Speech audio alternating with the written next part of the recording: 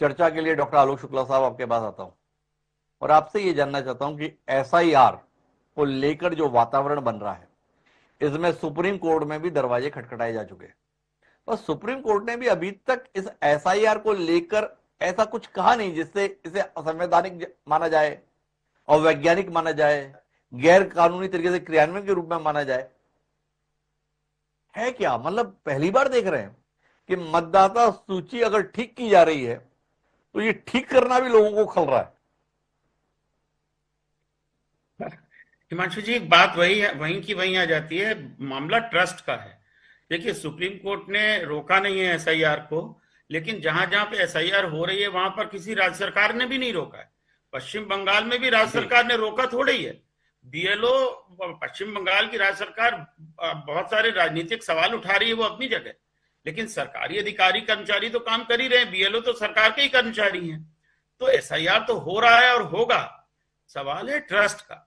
नहीं, लेकिन आप ये बताओ, आप लोग कैसे काम कराते हो? वो ममता बनर्जी बताती है कि आप ऐसा काम कराते हो लोग आत्महत्या कर ले रहे हैं, लोग मर जा रहे हैं एसआईआर करते करते। आप लोग ऐसे ही काम कराते हो क्या भाई? मैं तो मुझे याद आ रहा है हिमांशु जी, जब मैं इलेक्शन कमीशन में था उस समय ममता बनर्जी एक चुनाव हारी थी, और हारने के बाद उन्होंने आकर के इलेक्शन कमीशन में पूरी कमीशन को इस बात की बधाई दी थी कि बहुत अच्छा चुनाव कराया। तो मेरा तो मानना यह है कि इलेक्शन कमीशन को ऐसा होना चाहिए कि हारने वाला कहे कि नहीं, आपने अच्छा चुनाव कराया। अब वो मामला ट्रस्ट का है कि कैसे आप वो ट्रस्ट पैदा करें। नहीं नहीं, वो तो ठीक है, पर ये बीएलओ की मौत की जो खबरें आ रही हैं कि एसआईआर का दबाव बर्दाश्त नहीं कर पा रहे बीएलओ, इसलिए सुसाइड कर ले रहे हैं, इसलिए अपने आप को खत्म कर ले रहे हैं, ये कितना व्यवहारिक और सत्यता के करीब आपको लगता है जहां आपने इतने साल बिताए हैं?